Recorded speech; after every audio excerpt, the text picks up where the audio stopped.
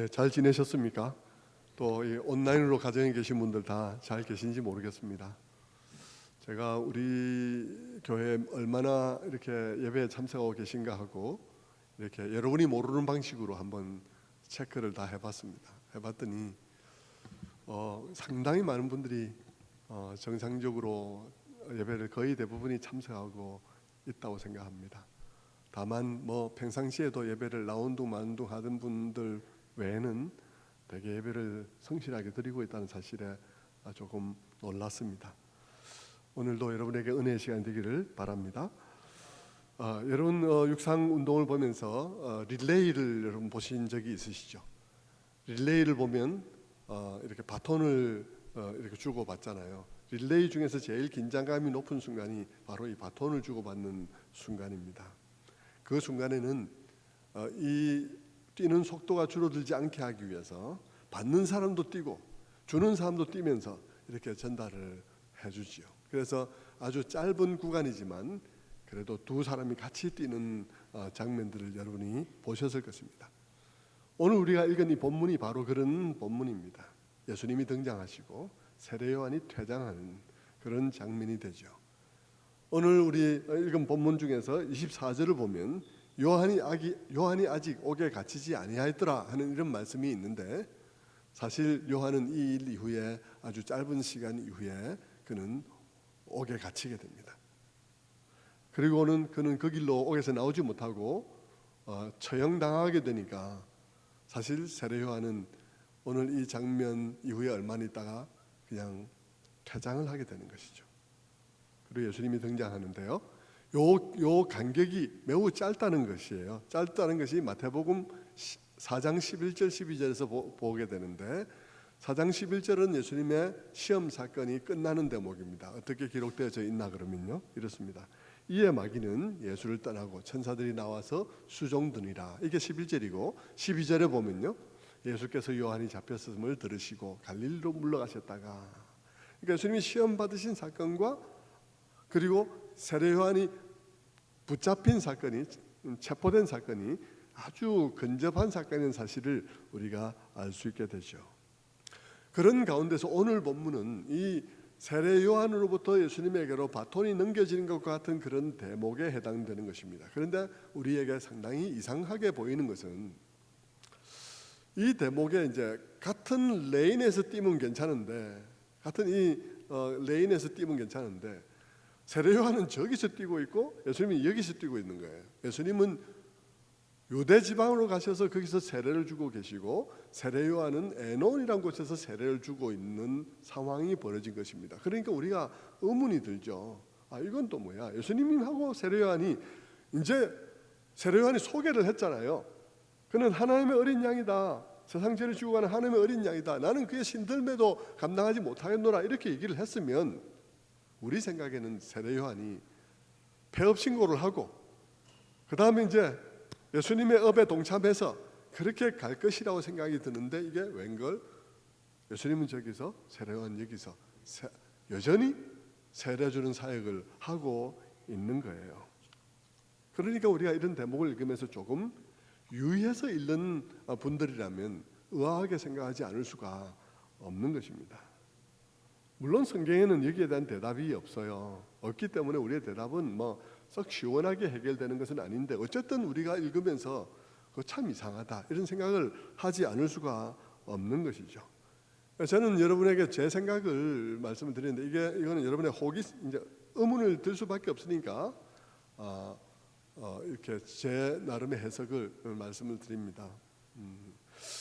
여기에는 이런 요소가 개입되어 있다고 생각이 돼요. 어떤 요소냐 그러면, 예수님이 다른 제자들은 다 나를 따르라 얘기를 했는데 세례 요한에게는 오라는 말을 안 했다는 거예요. 세례 요한이 딱 보니까 예수님의 제자들은 다 예수님이 불러서 따라다니는데 자기 보고는 오라고 말을 안 했다는 거죠. 물론 예수님은 알고 계시기에 그랬을 것입니다. 세례 요한은 곧 죽어야 될 사람이라는 사실을 알고 계시니까 안 불렀겠죠. 두 번째, 또 세례 요한이 거기에 그 자리에서 어정쩡하게 머물 수밖에 없는 이유는 뭐냐 그러면, 세례 요한은 어떤 사람이냐 그러면 빈들에서 하나님을 묵상하며 기도하며 있다가 말씀에 의해서 요단강으로 나온 사람이에요. 말씀이 세례를 베풀라 이런 사역을 하라고 말하기 때문에 요단강으로 나온 사람이죠. 우리는 누가복음 3장 2절에 보면 이런 대목을 봅니다. 안나스와 가야바가 대제사장으로 있을 때에 하나님의 말씀이 빈들에서 사갈의 아들 요한에게 임한지라. 요한이 요단강 부근 각처에 와서 죄 사함을 받게 하는 회개 세례를 전파하니. 이 말씀을 읽으면 우리가 분명히 알 수 있는 것은 뭐냐 그러면 요한은 분명히 자기의 사역을 분명한 말씀의 감동 속에서 했다는 것입니다. 그런데 그만두라는 말씀이 없었던 거예요. 그만두라는 말씀이 없으니까 요한이 상당히 판단하는데 시간이 필요했다고도 볼 수가 있는 것입니다. 요한은 얼마나 말씀에 붙잡혀서 말씀이 지시하는 대로만 살은 사람이냐 그러면 요한복음 1장 33절에도 우리는 그런 대목을 보게 되는데요. 1장 33절에 보면 나도 그를 알지 못하였으나 나를 보내어 물로 세례를 베풀라 하신 그 이가 나에게 말씀하시되 성령이 내려서 누구 위에 머무는 것을 보거든 그가 곧 성령으로 세례 베푸시는 이인 줄을 알라 하셨기에 내가 보고 그가 하나님의 아들이심을 증언하였노라. 자, 이 제가 방금 읽었던 대목을 여러분이 세밀하게 살펴보면 세례 요한이 그가 하나님의 아들이심을 증언하게 되기까지에는 하나님의 말씀이 여러 차례 있었다는 사실을 알 수 있습니다. 세례 요한은 말하기를 나로 하여금 세례를 베풀라고 하셨던 그분이 말씀 한 번 있었죠. 세례를 베풀라고 말씀하셨죠. 그분이 또 나에게 말하기를 세례를 베풀고 있는데 또 나에게 말하기를 어느 날 이런 사람이 와서 성령이 머무는 것을 보거든 그 사람이 그 사람인 줄 알아라고 말씀하셨기에 또 말씀이 있었다는 것입니다. 그래서 그가 이분이 그분이라고 말하게 되었다라고 말을 하고 있는 것이죠. 그러니까 세례 요한은 하나님의 말씀에 따라서 움직이는 사람이었는데 본인이 어떻게 해야 될지 결정을 못하고 있는 그런 짧은 시간, 바톤을 넘겨주고는 어떻게 해야 될지 모르는 짧은 시간이 지금 이 시간인 것입니다. 자, 그 시간 동안에 어떤 상황이 벌어지고 있어요. 그 상황이 오늘 우리 사역을 하는 목사님들이나 혹은 교회 안에서 사역을 하는 여러분들, 뭐 유치부 사역을 하든 또 영아부 사역을 하든 중고등부 사역을 하든 목장에서 사역하든 사역하는 여러분들에게 꼭 필요한 말씀인 거예요. 사실 세례 요한이 지금 이 사건 이후에는 한 번 정도 더 등장해요. 그러니까 세례 요한이 예수님께서 세례를 주고 난 다음에는 오늘 이 사건 외에 옥에 갇힌 상태에서 예수님의 하시는 일이 자기가 기대한 것과는 좀 다르기 때문에 사람을 보내서 묻는 장면이 있죠. 오실 그분이 당신입니까? 오실 그분이 당신입니까? 아니면 우리가 더 기다려야 합니까? 라고 물었던 장면. 그 장면 이 두 군데에서만 요한의 얘기가 나와요. 세례 요한의 얘기가. 근데 이 두 사건은 요한이 세례 요한 말고 사도 요한이 이 복음서를 기록한 요한이 기록할 말씀이 많은 가운데서 선택해서 여기다 넣은 말씀이기 때문에 우리에게 주는 교훈이 큰 교훈이 있는 말씀이라고 말할 수가 있는 것이죠. 오늘 그것을 살펴보려고 하는 것입니다. 오늘 본문 이야기는 그런 거예요. 세례 요한이 아주 입장이 좀 애매한 상태에서 세례를 베풀고 있는데 이게 뭐 예전처럼 그렇게 펼쳐지지는 못했을 거예요. 여러 가지 이유로 세례 요한 자신이 어떻게 해야 될지 잘 모르겠는 그런 상황도 물론 존재하고 있었을 것이고 무엇보다도 예수님이라는 새로운 분이 등장했기 때문에 더 이 사역에는 힘이 빠지고 있는 그런 상황이라고 우리는 추측할 수 있습니다. 그런데 어떤 사람들이 와서 세례 요한의 제자들과 논쟁이 붙은 것입니다. 논쟁의 내용이 무엇인지 우리는 알지 못하는데 그러나 후에 전개되는 내용으로 봐서 논쟁이 어떤 방향으로 전개되었는지는 짐작할 수 있습니다. 어떤 방향으로 전개됐냐 그러면 세례 요한의 사역, 세례 요한의 세례 사역과 예수님의 세례 사역을 비교하는 일이 일어난 거예요. 누군가 와서 비교를 한 거예요.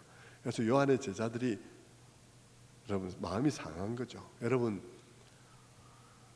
사역자에게 피할 수 없는 것이 이 비교당하는 것입니다. 이 비교당 너무나 잘 드러나 있잖아요. 이건 딱 드러나 있습니다. 사역자들에게 정말 힘든 일은 비교당하는 일이에요. 그래서 이 비교 당하는 일에 있어서 사역자는 마음의 정리가 잘 되어 있지 않으면 그 순간 사탄의 유혹이 심하게 역사할 수 있는 순간이 되는 거예요. 넘어지기 쉬운 순간이죠. 오늘 본문에서도 보면 여러분, 제자들의 마음이 상해 있는 것을 봅니다. 상해서 자기들이 자기에게 논쟁을 걸어온 그 사람들의 말에 의해서 마음이 상해서 그 상한 마음을 세례 요한에게 던져버리는 그런 장면을 우리가 보게 되는 것이죠. 26절 말씀이 그 말씀인데요. 26절을 보면 그들이 요한에게 가서 이르되 라삐여, 선생님과 함께 요단강 저편에 있던 이 곧 선생님이 증언하시던 이가 세례를 베풀며 사람이 다 거기로 가더이다. 자기들이 마음이 상해서 선생님에게 그 상한 마음을 던짐으로써 선생님의 마음도 상하게 하는 지금 이런 일을 하고 있는 것이죠. 우리는 요한의 제자들의 마음을 이해할 수 있습니다. 왜냐하면 우리도 맨날 비슷한 마음을 경험하고 있기 때문입니다. 우리도 우리 마음에 인정에 대한 욕구들이 있고 그 인정의 욕구들로 인해서 우리도 끊임없이 남과 비교하면서 그래서 우리도 마음에 상할 때들이 많이 있는 것이죠. 사실 요한의 제자들 마음 이해되잖아요. 예수님이 등장하기 전에 세례 요한 그들의 스승은 정말 유명한 사람이었고 많은 사람들이 그 앞에 나와서 회개하며 그렇게 변화를 겪는 그런 놀라운 일들, 수많은 사람들에게 주목받는 사역자였고 수많은 사람이 몰려드는 그런 사람이었죠. 그런데 한 새로운 인물이 등장하고 난 다음에 자기들의 사역이 완전히 위축이 되고 있는 거예요. 인간적으로 마음이 어려울 수밖에 없는 상태인 것입니다. 성도 여러분, 그것이 요한의 제자들에게만 어려운 일이었겠습니까? 요한에게는 어땠을까요? 요한에게도 당연히 힘든 일일 수밖에 없는 일이죠. 사실 요한도 심하게 자극을 받을 수 있는 그런 일입니다. 그런데 여러분, 사역하는 사람이 누군가가 이런 식으로 비교하고 이런 식으로 얘기하는 것에 대해서 사역자의 마음이 쉽게 상하면 너무 쉽게 사탄의 손에 놀아나게 되는 것입니다. 어디 사역자들 뿐입니까? 교회 안에서 일을 한다는 사람들이 다 그렇죠. 목장의 리더이든지 아니면 뭐 교육부서에서 일을 하든지 교회에서 일을 하는 사람들도 다 그런 비교의 시험에 빠지기가 쉬운 것입니다. 그렇지 않겠습니까? 열심히 영화부 일을 하고 있는데 어떤 사람이 와가지고 우리 저 유치부 얘기를 하면서 막 칭찬하면서 그러면 유치부를 비교를 하면 기분이 좋겠습니까? 시험이 되죠.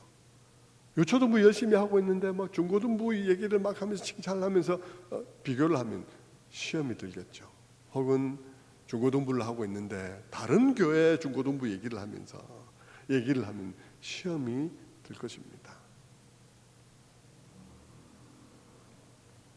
담임 목사에게 와서 다른 교회 얘기를 하면서 막 비교해서 은근히 막 이렇게 싹 비틀어 꼬집어 놓고 막 이러면 마음이 편치 않죠. 그러면 여러분, 우리는 시험 모드에 빠지기가 너무 쉬워요. 시험 모드에 빠지면 뭐라고 말하고 싶습니까? 마음속에? 그러면 거기 가든지 뭐 이런 마음이 사람의 마음속에 들기가 너무 쉬운 거예요. 그런 말이 오고 가는 곳에는 사단이 역사하기가 너무 쉬운 거예요. 그 사람이 사단에 쓰인 것은 아닌데 그 사람이 사단이 놀기 너무 좋은 자리를 깔아주는 결과를 가져오는 것이죠. 여러분, 그런 점에서 오늘 요한이 보여주고 있는 모습은 우리 모두에게 너무 중요한 교훈을 주는 것입니다. 제자들의 이런 말에 대한 요한의 대답은 놀라운 것이었어요. 요한의 첫 번째 대답은 이것입니다. 27절 말씀에 요한이 대답하여 이르되 만일 하늘에서 주신 바 아니면 사람이 아무것도 받을 수 없느니라. 만일 하늘에서 주신 바가 아니면 사람이 아무것도 받을 수 없느니라. 여러분, 사실 제가 위대하다 그러니까 정말 대단한 말이라 그러니까 여러분 대단한 거 하고 딱 봤더니 우리도 하고 있는 말이다 이런 생각이 드는 사람들이 있을 것 같아요. 이런 비슷한 말 우리도 하고 있는 것 아닌가? 우리도 무슨 일이 있으면 그 하나님께서 하셨다고 그렇게 말하는 것 아닌가? 예, 우리도 종종 하고 있는 말인데요. 많은 사람들에게는 그 말이 교회 오래 다니다 보니까 입에 붙은 말이지 실제 마음속에 와 닿은 말이 아닌 때들이 너무 많아요. 실제 마음속에 와 닿은 말이 아니라 교회 오래 다니다 보니까 입에 붙은 말이어서 이 두 말의 차이는 뭐냐 그러면요, 평상시에는 말을 하는데 실제 그런 상황이 되어지면 그게 가동이 안 되는 거예요. 실제 그런 상황이 오면 가동이 안 돼. 남이 말할 때는 그렇게 말하는데 자기 상황이 오면 가동이 안 돼요. 그런데 요한의 이 말이 대단하다는 것은 요한에게는 이것이 마음 깊은 곳에 정리된 데로부터 나오는 말이라는 것입니다. 정리된 그의 사역의 경험들을 통해서 그가 사역을 이해하는 방식, 이 자기가 하고 있는 일들이 무엇인지에 대한 분명한 깨달음 속에서 나오는 말, 정리된 말이라는 것입니다. 여러분, 우리도 만약 오늘 이 시간을 통해서 여러분 이것이 나의 마음속에 어떤 상황들과 결부되어지면서 내 마음에 정리가 딱 일어나게 되면 우리는 비교와 경쟁으로부터 마음 상하는 일로부터 자유로워질 것입니다. 우리는 비교로부터 자유로워질 거예요. 사실 그런 깨달음에 이르기가 그런 깨달음이 오기까지는 어떤 사역자도 비교로부터 자유로울 수가 없습니다. 그러므로 여러분, 저를 비롯해서 여러분 모두가 다 그런 깨달음에 이르게 되는 일은 너무 중요한 일일 것입니다. 사실 요한의 이런 깨달음, 이런 고백에는 여러 요한의 깨달음이, 여러 요한의 마음의 결단들이 그 고백 속에 담겨 있다고 볼 수가 있습니다. 우리도 여러분 어떤 굵직한 고백을 탁 내놓을 때는 거기는 한 가지 가닥의 고백으로 형성된 게 아니에요. 그것은 여러 가지 깨달음이 함께 묶어져서 어떤 상황 속에 굵직한 고백을 딱 내놓게 되는 것이죠.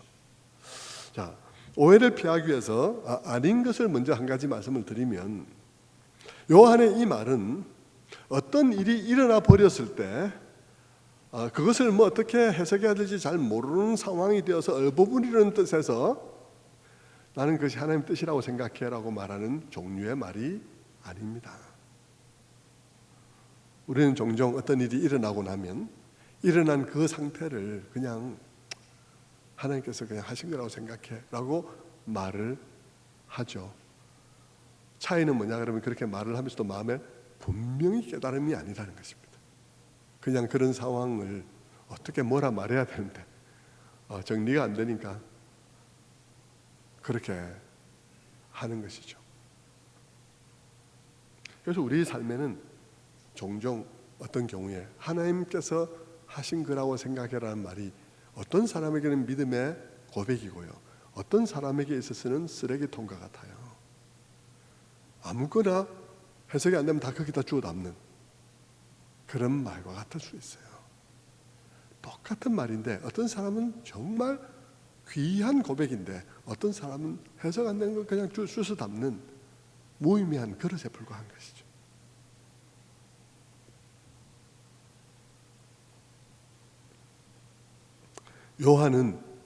세례 요한의 이 말은 해석하기 어려운 일을 그냥 그 순간 모면하기 위해서 그냥 그렇게 말해버리는 그런 종류의 말이 아닙니다. 예수님께로 사람이 쏠리는 현상을 그냥 사람이 쏠리는 현상들, 그 사람이 갔으면 하나님께서 하신 일이지 하는 식의 아무 의식 없이 정당화하는 그런 종류의 말이 아니라는 겁니다. 이 세상에도 여러분 십자가를 세우면 어떤 교회는 십자가를 세우기만 하니까 사람들이 많이 몰려온 경우도 있습니다. 하나님께서 하셨지요라고 우리가 그냥 말을 하는 것이 아니라 우리는 그것을 조금 이렇게 비판적으로 볼 수도 있겠죠. 왜냐하면 어떤 곳에는 십자가를 세워서 이단이 된 교회도 있고 어떤 곳에는 그렇게 여러 가지 종류가 있으니까 어떤 곳에는 십자가를 세웠지만 거의 우상 숭배자들이 다 모여 있는 경우들도 있을 수 있습니다.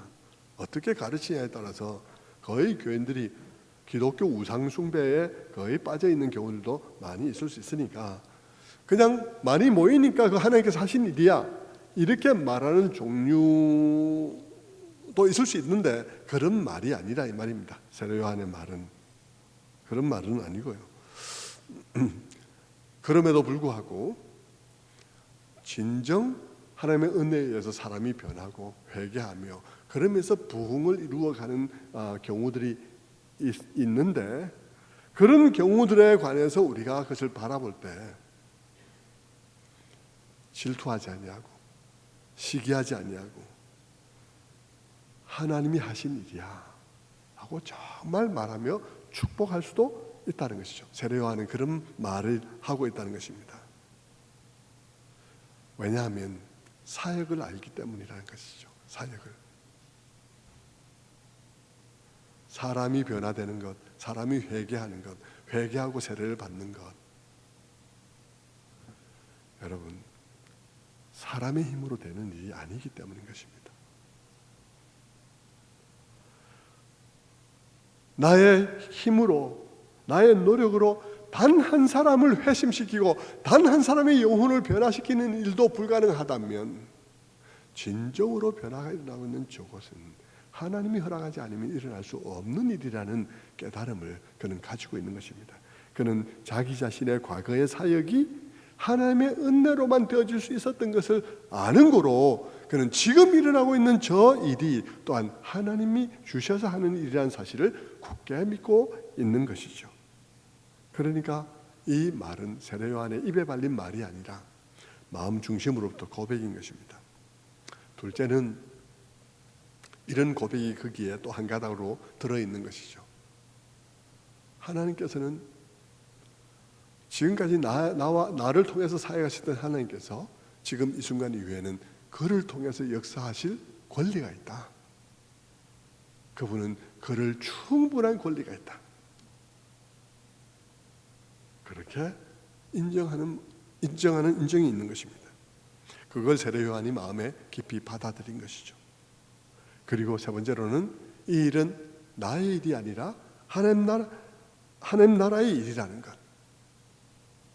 그래서 이 일은 나의 유익으로 귀결되어야 되는 것이 아니라 하나님의 유익으로 귀결되어야 된다는 사실에 대해서 그는 사역에 대해서 딱 정리를 하고 있다는 것을 의미하는 것입니다.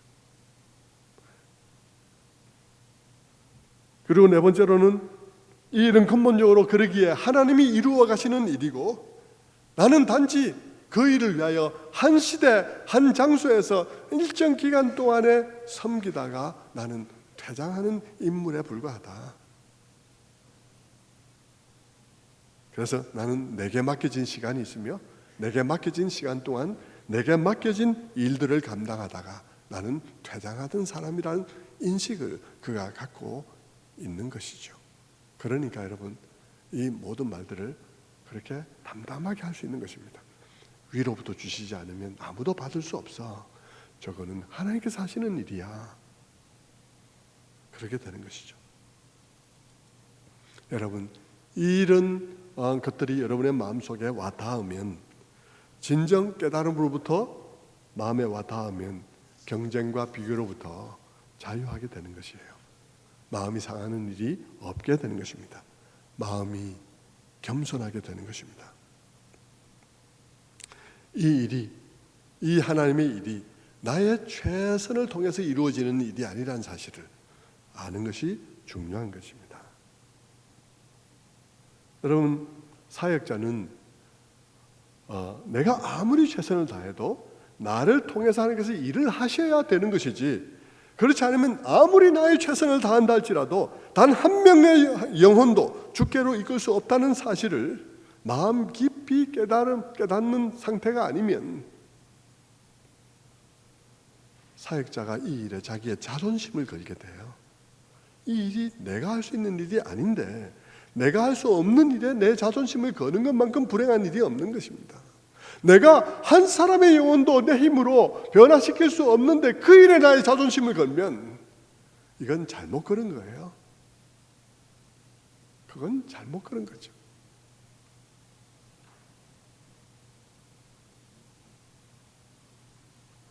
여러분 그것이 그런 일이 아니라 내 힘으로 할 수 없는 일이라는 것이 인정되어지면 내가 아무리 난리를 피워도 한 명도 변화시킬 수 없는 것을 내가 인정한다면 나는 거기에 자존심을 걸 것이 아니라 하나님 앞에 엎드려서 주님, 저는 못합니다. 주님이 해주셔야 할 수 있습니다. 주님, 저를 불쌍히 여겨주시고 저들의 영혼을 불쌍히 여겨주셔서 역사해 주시옵소서 하고 기도할 수밖에 없는 것이죠. 거기에 자존심을 걸지 않습니다. 어떤 규모의 교회를 맡겨주시든지 간에 또 어떤 종류의 일을 맡겨주시든지 간에 원망하지 않고 감사를 하게 되는 것이죠. 뿐만 아니라 인격적으로 나보다 좀 덜 다듬어졌다고 생각이 들든지 아니면 인간적으로 좀 더 실력을 갖추지 못했다고 생각되는 사람, 그런 사람들이 나보다 더 큰 일을 맡아서 해결해 가고 있다고 한다 하더라도 내 마음에 불만을 갖지 않습니다. 왜냐하면 그건 내 실력으로 할 수 있는 일이 아니니까요. 내가 인간적으로 좀 더 실력을 갖추었다 할지라도 그건 내가 학교를 좀 더 나은 데 나왔다는 것뿐이고 내가 학교 다닐 때 공부를 좀 더 잘했다는 것뿐이지 하나님의 일은 다른 일이니까 나보다 공부를 좀 더 못한 사람이 나보다 훨씬 훌륭하게 하나님의 일을 맡아서 하고 있다 할지라도 내가 거기에 자존심을 상해할 일이 아닌 거예요. 이건 내가 할 일이 아니기 때문에 이건 학벌로 되는 일이 아니니까 주님께 달린 일이라는 것입니다. 교회 유치부를 맡아서 하든 유초등부를 맡아서 하든 한 영혼 나의 최선을 다하면 한 10명은 모을 수 있을지도 몰라요. 그런데 최선을 다해도 그 10명 중에 한 명의 영혼도 변화시킬 수는 없다고요. 여기에 모을 수는 있어도 영혼을 변화시키는 일은 불가능하다고요. 이 일이 불가능하다는 사실을 알아야 되는 것입니다. 말을 끌고 물에까지 데리고 갈 수는 있어도 물을 마시게 할 수는 없다 그랬는데 여러분, 어떤 인간적인 방식, 기교나 어떤 방법들을 동원해서 여기에 어린이들을 몇 명 더 모아올 수는 있어도 그 어린이들의 영혼 한 사람을 변화시키는 일은 나는 못한다는 거예요. 아무도 못한다는 거예요. 이 일이 그러할진데 여러분, 내 학교 다닐 때 내보다 공부를 좀 더 못하고 내보다 좀 더 낮은 학교를 나왔다 할지라도 그가 더 큰 일을 한다 할지라도 내가 거기에 대해서 뭘 말할 수가 있냐고요. 아무 일도 말할 수가 없어요.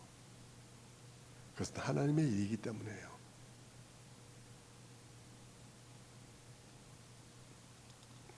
하나님께서 그의 종들에게 어떻게 일을 맡기시든지 간에 그것은 그분의 권한이지 나의 권한은 아닌 거예요.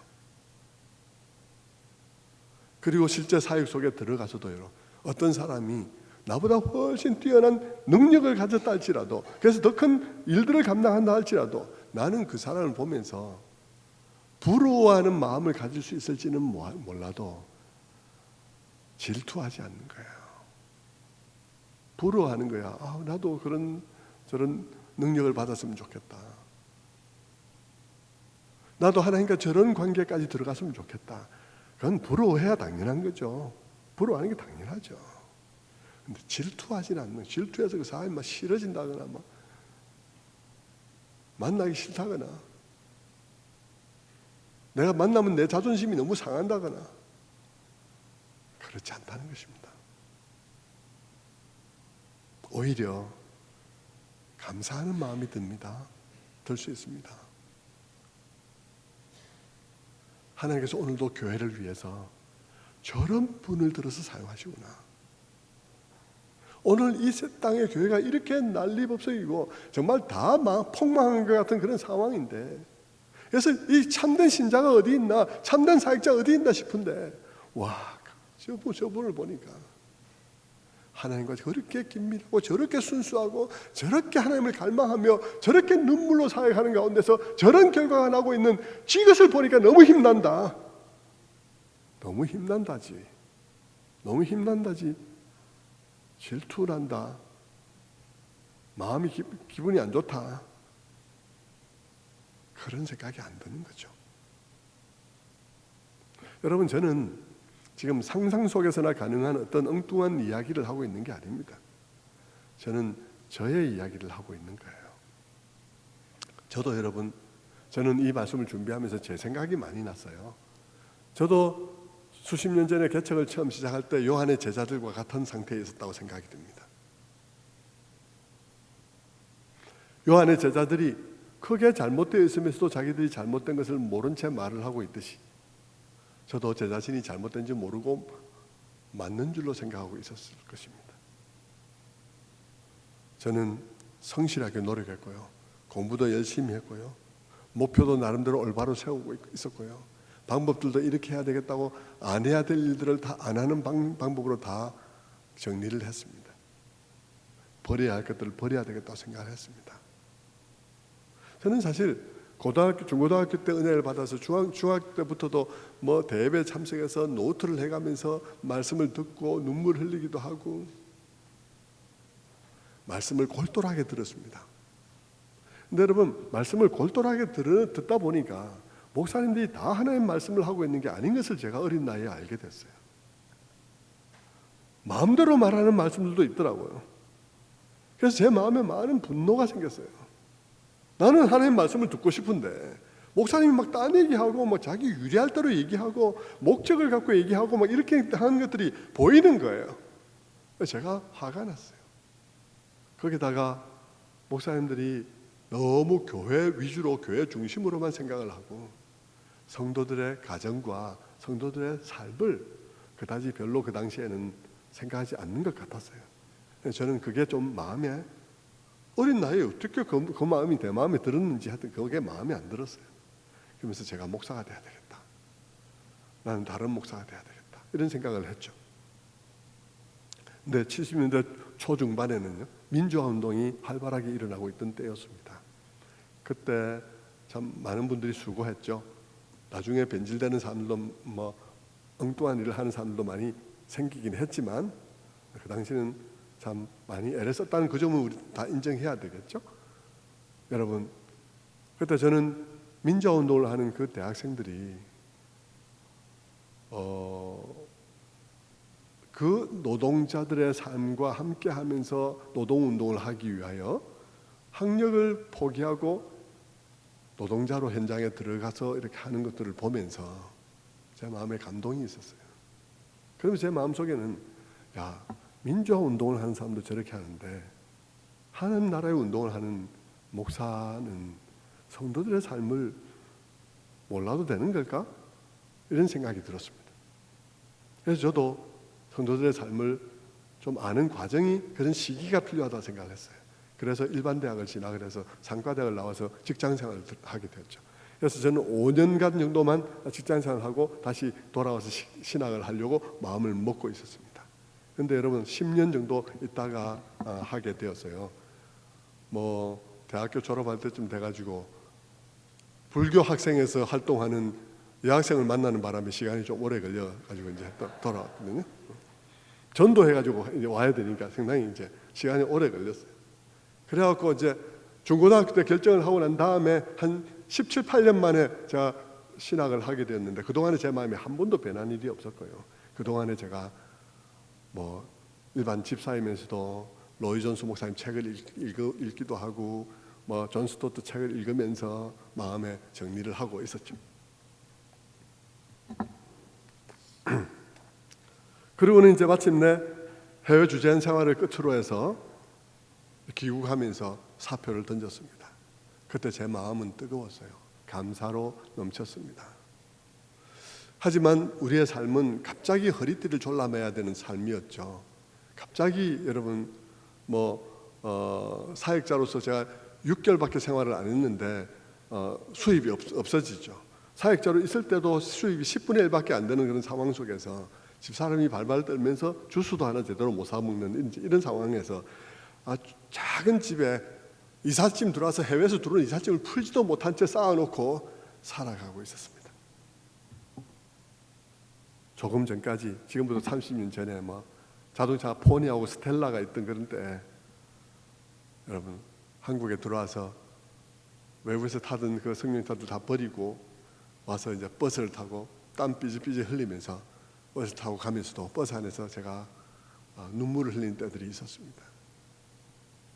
버스 옆에 지나가는 승용차들 보면서 그 안에 다리 꼬고 편안하게 가는 사람들 보면서 제 마음속에 하나님, 제게 이런 큰 은혜 주셔서 너무 감사합니다. 저런 편안한 삶을 놔두고도 이 삶을 더 사랑할 수 있는 그런 엄청난 은혜를 주셔서 감사합니다. 그러면서 제 마음속에 눈물을 흘리고 했던, 마음이 아니라 실제로 눈물을 흘렸던 그런 일들도 있었죠. 그런데 여러분, 막상 신학에 들어와서 저의 삶은 확 막힌 삶이었습니다. 부격자 생활을 한 군데도 할 수 없도록 6개월 빼놓고는 한 군데도 해본 일이 없습니다. 그리고는 어디 가서 할 수 있는 데가 없었기 때문에 어떻게 한 군데서도 오라는 데가 없나는 좌절감을 갖고 할 수 없이 개척을 하게 됐는데, 그래서 개척을 하게 됐으면 하나님께서 사람을 보내주든지 붙여주든지 해야 될 텐데 아무도 안 오는 거예요. 아무도 안 오는 가운데서 시간을 보내게 되었습니다. 그러면서도 여러분, 저는 절대 공간을 그럴싸하게 만들어서 그것을 가지고 사람들이 오게 하는 고객 유치 작전 방식의 개척은 안 하겠다고 마음을 먹었습니다. 그래서 집에서 시작을 했고, 장소를 얻어서 나갈 때도 조그마한 장소를 얻어서 나갔어요. 밖에서 보면 건물 크기가 조그맣기 때문에 교회가 요만할 거라는 사실을 누구나가 알 수 있는 그런 장소에다 얻어서 나갔죠. 당연히 사람들이 오지 않았죠. 아무도 거의 사람들이 오지 않더라고요. 그러는 가운데 제가 옆을 돌아보니까요, 저보다 훨씬 공부도 안 하고 맨날 놀기만 하던 사람도 좋은 데 가서 사역을 하고 있더라니까요. 너무 불만스러웠어요. 그 상황이 이해도 안 되고 마음으로 받아들여지지도 않고, 그래서 힘겨워 하다가 하나님 앞에 눈물을 흘리면서 기도하기도 하고 그랬습니다. 그냥 그만두고 싶은 마음들, 이까지 올라오는 때들이 너무나 많았죠. 현실을 받아들이지 못하고 있었습니다. 때때로 눈물을 흘렸습니다. 그런데 여러분, 그런 부진한 시간들이 그냥 흘러가는 것은 아니었습니다. 그것은 하나님의 손에 맡겨진 시간이었죠.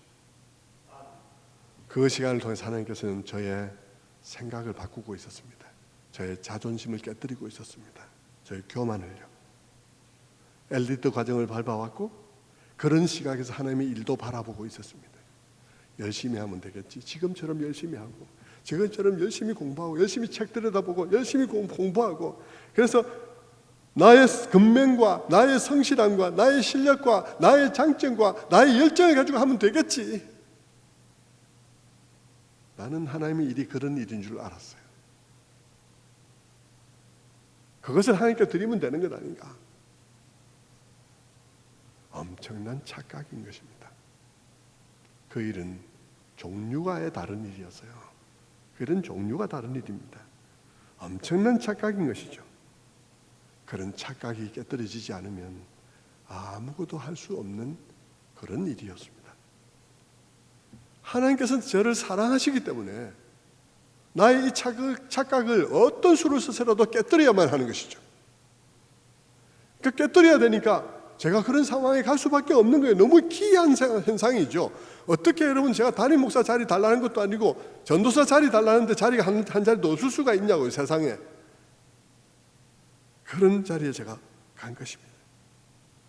하나님께서는 그 부진한 시간 동안에 저를 깨뜨리고 있었습니다. 어느 날 저는 하나님 앞에 아무것도 할 수 없는 것을 깨닫고 하나님 앞에 고백하게 되었습니다. 나는 나의 그 모든 것을 가지고도 어느 한 사람도 주님 앞으로 데려올 수 없는 사람이라는 사실을 깨달았습니다. 하나님께서 허락하지 않으면 한 사람의 영혼도 바꿀 수 없다는 사실을 깨달았죠. 그래서 나의 힘으로는 아무도 주의 앞으로 이끌 수 없으며 오직 주님만이 할 수 있는 일로 나를 부르셨음을 고백했습니다. 나의 교만도 회개했습니다. 그리고 내게 아무런 권리가 없으며 하나님께 주권이 있다는 사실을 인정했습니다. 주님, 주님이 주인이십니다.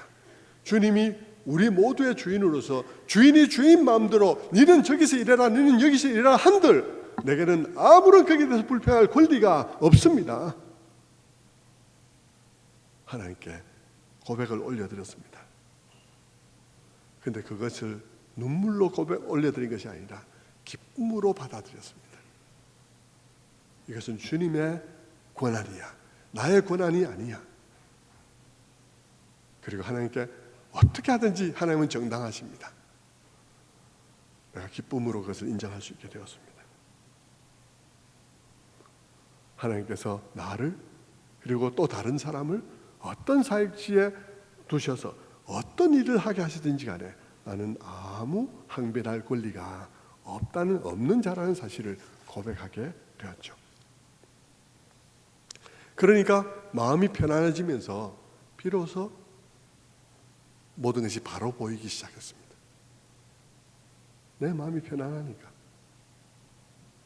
질투나 시기나 원망이나 이런 것에 개입 없이 사물을 바라보게 되었습니다. 어떤 교회를 맡기든지 그 교회를 사랑하고 그 교회 성도들 섬길 마음의 준비가 되었습니다. 평촌 양무리교회 개척한 그 교회, 평촌 양무리교회 그대로 두시든지 아니면 문제 많은 교회를 제게 맡기든지 어려운 상태에 있던 교회로 보내든지 나의 사명은 내가 하고 싶어하는 교회에서 사역하는 것이 아니라 하나님께서 맡기신 교회에서 맡기신 일을 맡기신 기간 동안 하다가 퇴장하는 것이 나의 사명이라는 사실을 깨닫게 된 것이죠.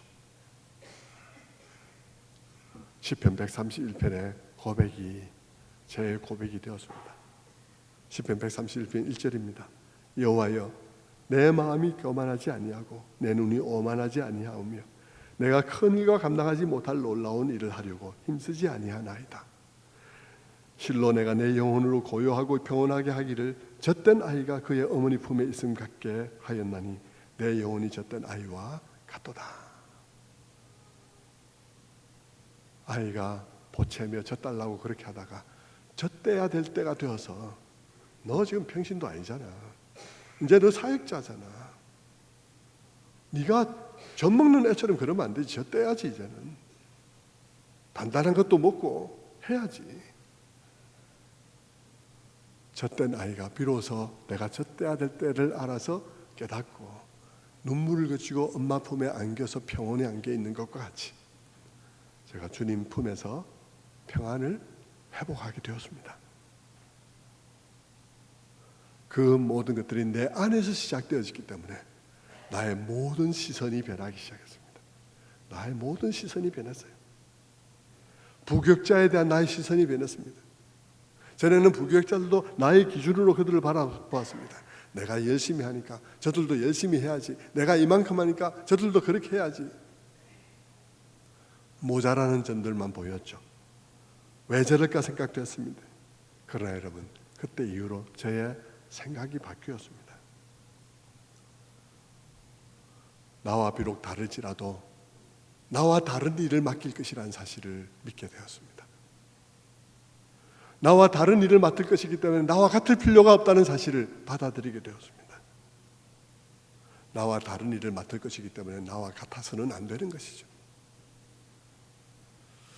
그래서 잘못되었으면 잘못된 것을 가르치고 꼭 우리에게 필요한 기본들에 대해서는 얘기를 하지만 그 외에 다른 점들에 대해서는 별로 제가 개의치 않기로 작정을 했습니다. 심지어는 잘 노는 것조차도 필요한 거라고 생각했습니다. 왜냐하면 저는 못 놀기 때문에 못 놀기만 해서 되겠냐. 잘 노는 것도 어떤 사람에게는 잘 노는 게 정말 필요하다 인정하게 되었습니다. 그리고 마치 세례 요한을 추종하던 사람들이 예수님께로 막 몰려가듯이 우리 교회 교우들이 다른 교회로 가게 된다든지 다른 교회 교우들이 우리 교회로 오게 된다든지 하는 그런 들고 나는 일이 있을 때에도 내 마음이 상하지 않게 되었습니다. 교인이 온다고 우쭐할 일도 아니고 간다고 화낼 일도 아닌 것을 알게 된 것이죠. 이 일이 내 일이 아닌 겁니다. 나의 자존심을 걸 문제가 아닌 것입니다. 이곳은 하나님이 자기 백성을 훈련하고 세워가시는 곳입니다. 그곳에 제가 있습니다. 하나님께서는 저를 이곳에 세울 때는 제가 가지고 있는 특성과 모든 것을 감안해서 저와 상관하시면서 제 생각에 어떤 것들을 훈련하고 이곳에 세우셨습니다. 그러나 여러분, 저는 하나님의 생각을 다 담아낼 수 있는 사람이 아닙니다. 하나님께서 또 다른 사람을 세우셔서 그럽니다. 저기에. 그래서 그 사람과 상관하시면서 그 사람을 통해서 풀어낼 수 있는 하나님의 생각들을 거기에 담아 두셨을 것입니다. 내게는 나에게 특별히 주신 마음이 있기에 나에게 주신 이 마음을 통해서 목양할 때 그것이 필요한 사람들이 모이게 할 것이고, 저기서는 또 그들에게 준 특별한 마음이 있기 때문에 그것이 필요한 사람들이 거기서 모일 것인데, 교회를 성도들이 옮길 때에도 그런 일 중에 하나라고 저는 생각을 합니다. 수시로 옮기는 것은 그 사람의 마음에 문제가 있겠지만, 수시로 옮겨 다니는 일이 아니라면, 한 교회에 6개월 있다 옮기고 1년 있다 옮기고 2년 있다 옮기고 이런 일 아니면 진득하게 있다가 또 어느 순간에 옮기는 일들이 있을 수 있다고 생각해요. 제가 성도들이 옮겨가는 일이나 그런 일들에 대해서 안타까움이 없다는 말이 아니라, 신경 안 쓴다는 말이 아니라, 성도 한 사람 한 사람은 소중하고 귀하죠. 그러나 여러분, 제가 고백하고 있는 고백은 뭐냐 그러면, 나는 한 사람의 일생 동안의 영적 성장을 책임질 만큼 위대하지 못하다는 것입니다. 나는 한 사람이 평생 동안 성장해야 될 그 영적 성장을 다 책임질 만큼 위대한 사람이 못 된다는 사실을 안다는 것이죠. 그래서 하나님께서 그 양떼를 옮길 권리가 그분에게 있다는 사실을 인정하는 것입니다. 과거에는 그런 때에 상처를 받았죠. 생각해 보면 상처받은 이유가 뭐겠습니까? 내가 완벽하다고 생각하는 것이죠. 최선을 다하면 그런 일이 절대 없을 것이라고 믿었기 때문이죠. 그러나 여러분, 나는 완벽하지도 않거니와 사역은 나의 최선으로 되는 일도 아니고, 내가 최선을 다한다 한들 나는 나의 최선으로 한 사람의 영혼의 일생 동안의 성장을 책임질 만한 그릇이 못 된다는 사실을 아는 것이죠. 그래서 그렇게 옮기고 하는 일들이 생겼을 때 나의 완벽하지 못함이 드러난 것일 뿐인데, 무슨 큰 일이나 일어난 것처럼, 마치 당연히 일어날 수 있는 일이 일어나지 말아야 되는 일이 일어난 것처럼 쓰라리하고 가슴 아파하고 그게 자존심을 거는 일은 부당하다는 것입니다. 그것은 네 마음이 교만하다는 것이죠.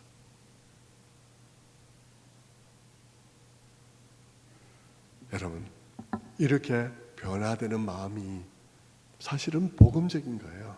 복음적이라는 게 무엇입니까? 우리 빛 가운데 간다는 게 뭡니까? 복음적이라는 것은 내가 미약한 자라는 것을 아는 것입니다. 내가 한계가 있는 자라는 것을 아는 것입니다. 그리고 복음적이라는 것은 뭐죠? 그럼에도 불구하고 하나님이 나를 용서하시고 사용하신다는 것이죠. 그분이 나를 사용하시지만 내가 완벽하지는 않다는 사실을 아는 것입니다. 복음적이지 않은 것은 무엇입니까? 내가 완전한 줄로 아는 것이죠. 그러니까 우리 교회에 있는 사람들은 우리 교회만 있어야 된다고 생각하는 거죠. 다른 교회 가는 사람은 다 잘못된 것이라는 것입니다. 그것은 복음적이지 않다는 것이죠.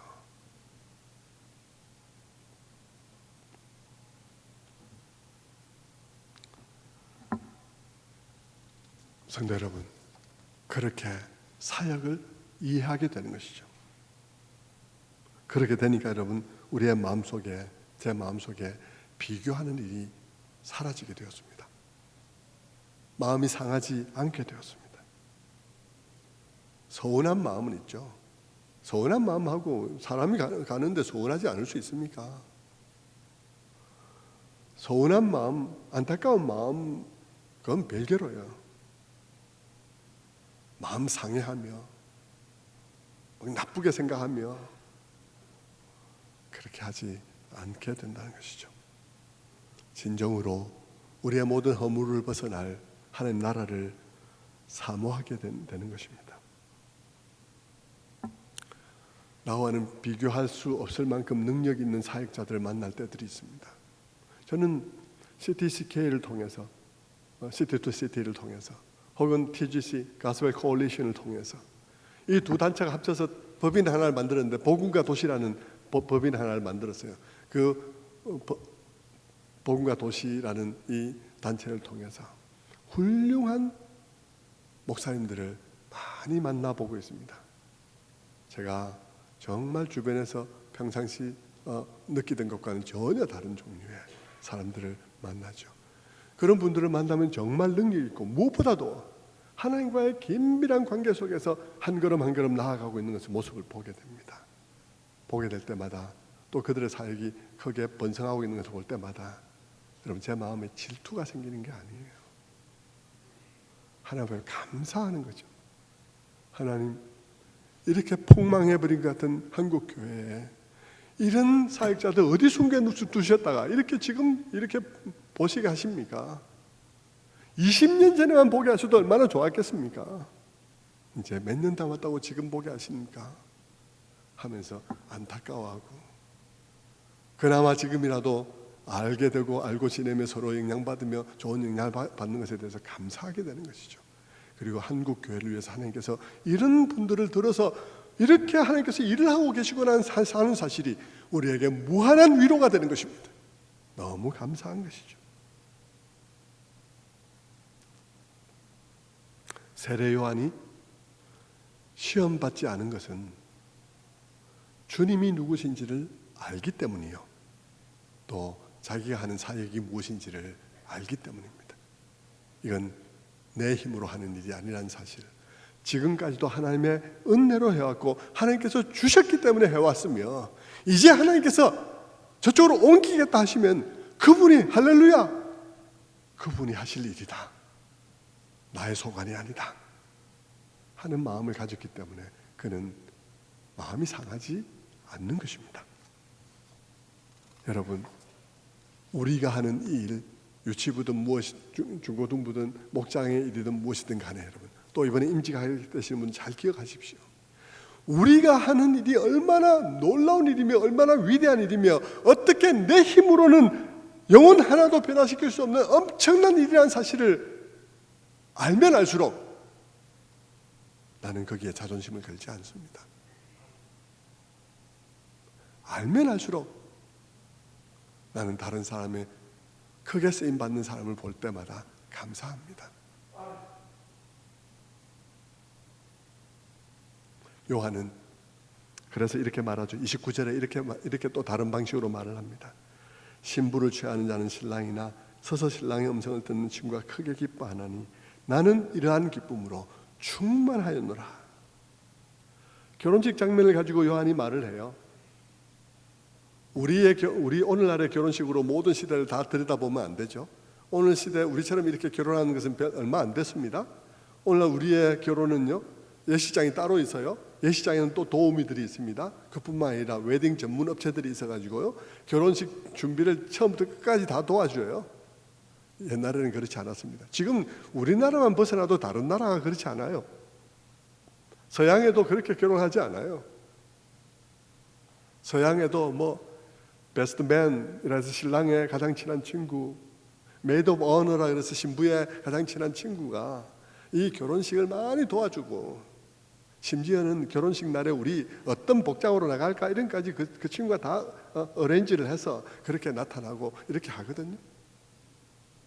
선물을 뭐 해주면 좋을까 그 친구가 다 맡아서 이렇게 해주고 하죠.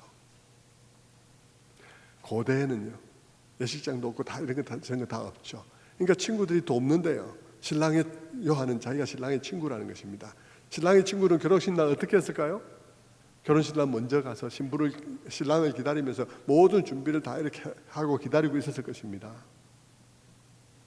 마침내 신랑이 와요. 신랑이 오면 신랑의 친구인 그가 어떻게 하겠습니까? 막 축복하면서 박수치면서 기뻐하겠죠. 그렇지 않습니까?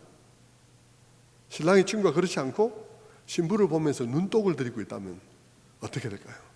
신부를 보면서 눈독을 들이고 있습니다.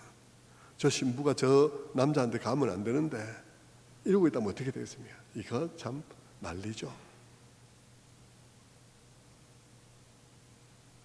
근데 여러분,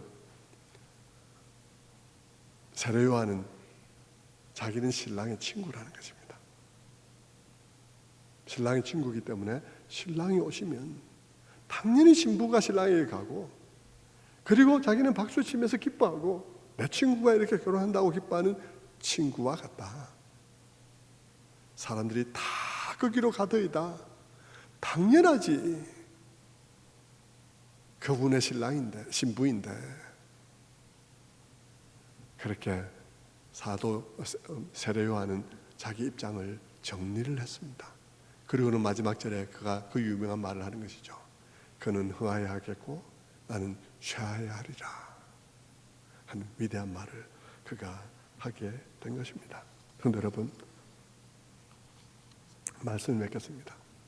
모든 위대한 사역자들은 이와 같은 사역에 대한 분명한 이해가 있었습니다. 그런 분명한 이해를 한 사람들은 교회 일을 하면서 시험받지 않아요. 사도 바울의 예를 보세요. 사도 바울은 빌립보서에 보면 감옥에 갇혀 있는 가운데서 어떤 사람들이 사도 바울이 감옥에 갇혀 있는 그 찬스를 이용해서 사람들의 마음을 자기께로 다 끌어당기려고 하는 사람들이 있었습니다. 그때 사도 바울이 뭐라고 말을 합니까? 빌립보서 1장 15절에서 이렇게 말합니다. 어떤 이들은 투기와 분쟁으로, 어떤 이들은 착한 뜻으로 그리스도를 전파하니, 17절, 그들은 나의 매임에 괴로움을 더하게 할 줄로 생각하여 순수하지 못하게 다툼으로 그리스도를 전파하느니라.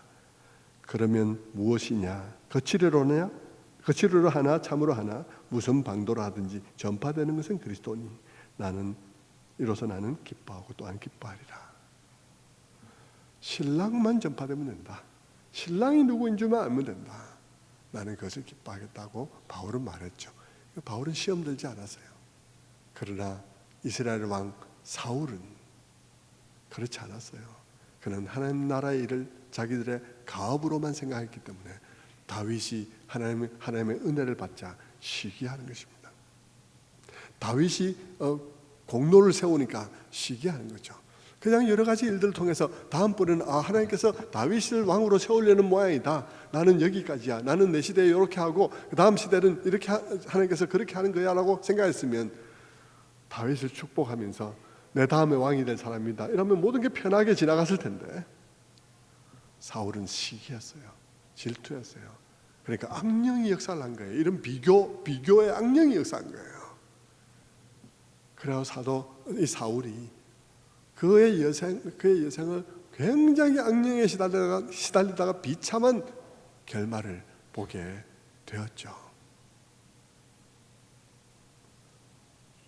주 안에서 주님의 사역을 하는 성도 여러분, 여러분이 유치부의 일을 하든 영아부의 일을 하든 목장의 일을 하든 전도회의 일을 하든 전 전도회장하고 비교하지 마십시오. 전의 부장하고 비교하지 마세요. 다른 부서하고 비교하지 마세요. 한 가지 기억하세요. 여러분이 하고 있는 일을 여러분이 최선을 다해서 사람 몇 사람 더 끌어모을 수 있어도 진정한 변화는 여러분이 일으킬 수 없습니다. 비교하지 마시고 하나님 앞에 기도하십시오. 비교하지 마시고 하나님께 도우심을 구하십시오. 그것이 사역을 바로 이해하는 사람의 표인 것입니다. 우리 교회에 우리 모든 성도들이 다 이것을 잘 이해하고 하나님 앞에 마음이 하나 되어 서로를 축복하며 서로의 존재에 감사하며 서로의 성과에 감사하는 그런 교회가 되기를 주님의 이름으로 축원합니다.